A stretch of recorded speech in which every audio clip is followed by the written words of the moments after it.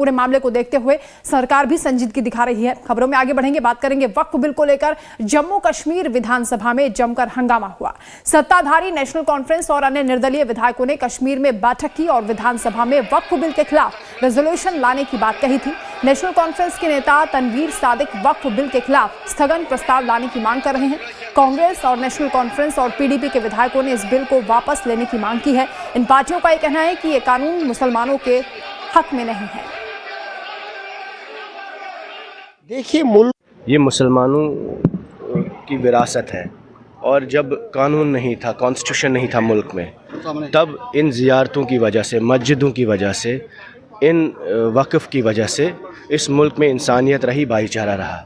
आज जब 70 सालों से इस मुल्क में कानून है तो जो रिवायत थी, जो परंपरा थी, वो बरकरार रहनी चाहिए। और मुसलमानों से अगर आप उनको कुछ दे नहीं सकते तो उनसे अपनी शनाख्त, अपनी मस्जिद, अपने कब्रिस्तान या अपने जो हमारे ज़ियारतें हैं या दरगाहें हैं वो नहीं छीन सकते, उनके हुकूक नहीं छीन सकते।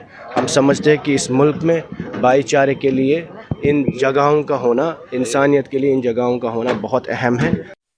देखिए, मुल्क का होम मिनिस्टर है, हम उसका आदर करते हैं और उम्मीद करते हैं उनको एक अच्छा मैंडेट है लोगों के हित में काम करने का।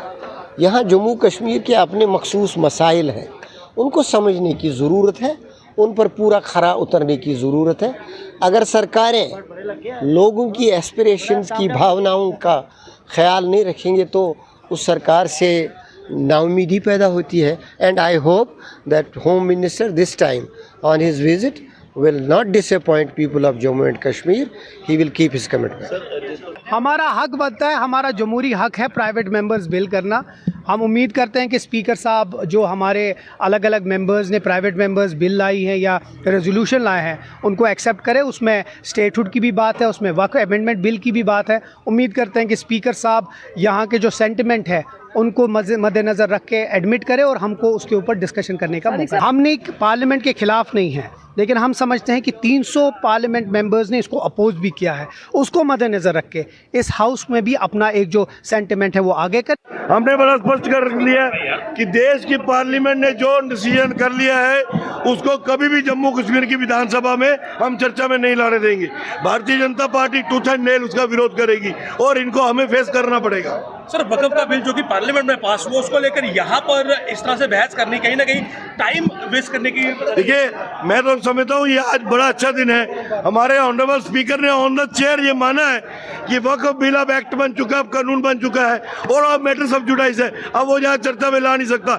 जब स्पीकर साहब ने माना कि वो एक्ट बन चुका है तो हमने सब ने स्पीकर साहब के उन वर्ड्स को अपलॉड किया कि स्पीकर साहब अब आपने मान लिया है तो सत्ता पक्ष को भी मान लेना चाहिए। क्या कोई कानून, कोई आपका कोई हिंदू कानून है, कोई क्या कोई पार्लियामेंट का, असेंबली का कौन उसको कम कर सकता है? नहीं।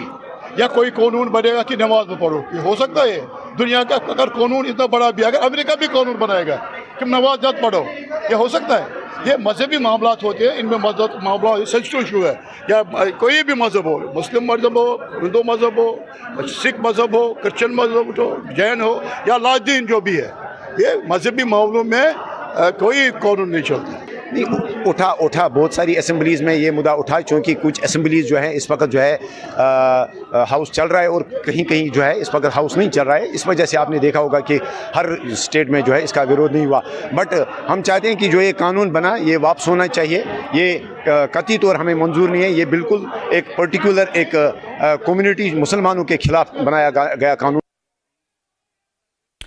तो एक तरफ नए वक्फ कानून को लेकर देश भर में प्रदर्शन